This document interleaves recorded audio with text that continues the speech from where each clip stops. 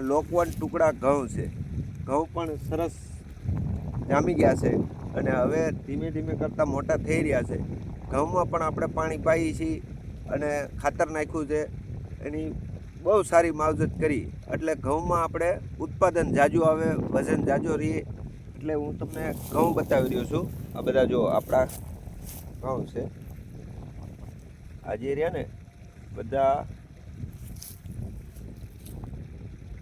અહીંયા જો આ બધા આપણા ઘઉં છે.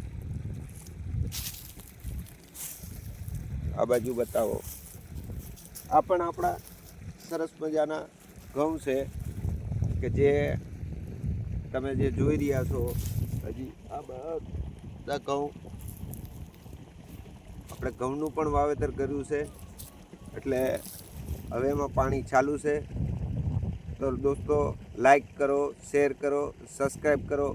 મારી યુટ્યુબમાં ચેનલ છે સોહમ પાન 111. થેન્ક્સનું બટન દબાવો અને કોમેન્ટ કરો.